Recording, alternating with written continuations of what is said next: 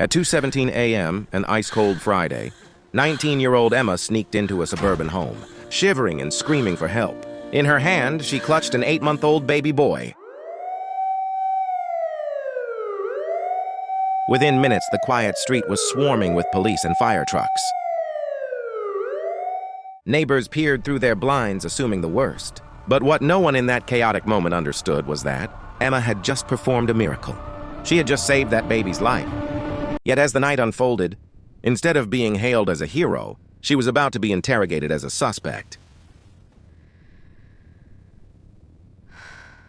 To understand how things went so wrong, we have to go back 6 months. Emma was a quiet, responsible college freshman. To make extra money, she started babysitting for the Harris family. The Harrises were protective parents who rarely left their 8-month-old son, Noah, with anyone, but they completely trusted Emma. Noah adored her, and she treated him like her own little brother. That Friday night was supposed to be completely routine. It was the Harrises' anniversary, and they were heading out for a late dinner. Emma went through the usual motions. She played with Noah, gave him his bottle, and gently rocked him to sleep by 9:30 p.m.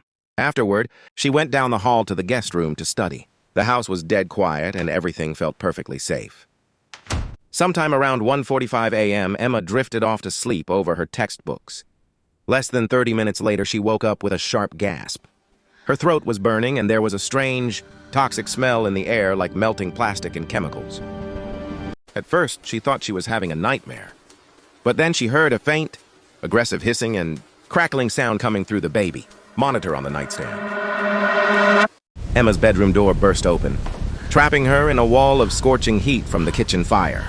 Black smoke engulfed the hallway, and an old kitchen outlet's short circuit had ignited the flames, which already threatened the staircase's exit. Emma remained calm, avoiding panic. She didn't look for a phone or grab her coat shoes. Instead, she crawled blindly towards Noah's nursery. Noah was crying in his crib. Emma snatched him up, wrapped him tightly in a thick fleece blanket, and covered his face with her own body. With the stairs blocked by fire, she knew they had seconds.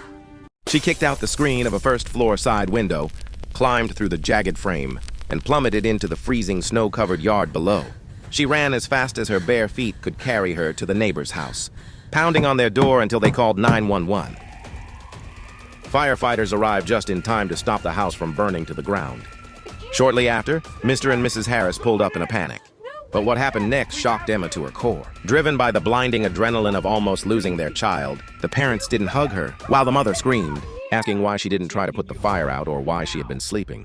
The police observed the parents' hostility and doubted the teenage girl's explanation of standing barefoot in the cold. One officer questioned her about a candle or kitchen, activity she was afraid to confess. Emma just stood there, shaking, tears freezing on her cheeks. She had risked her life for their child, and they were treating her like a criminal. It took 3 days for the fire marshals to clear Emma's name completely. They pulled the security footage from the remaining intact cameras and analyzed the burn patterns. The truth was undeniable. The fire had started from deeply, embedded faulty wiring inside the wall. No one could have predicted it, and no fire extinguisher could have stopped it. Even more chilling, the fire chief told the parents that if Emma had hesitated to call them, or tried to fight the fire herself, if she had waited even 3 more minutes, Noah would not have survived the smoke inhalation. When the parents realized what they had done, they were entirely broken. They begged for her forgiveness, but the damage to their relationship was done. Emma politely declined to ever babysit for them again. However, months later, a letter arrived in Emma's mail. Inside was a picture of a smiling baby Noah and a handwritten note from his mother that read, "We were blinded by fear, but you were driven by love. You are the reason he is alive." Emma keeps that letter framed to this day. This serves as a gentle reminder that sometimes genuine heroism isn't celebrated immediately, but has a profound impact on the world.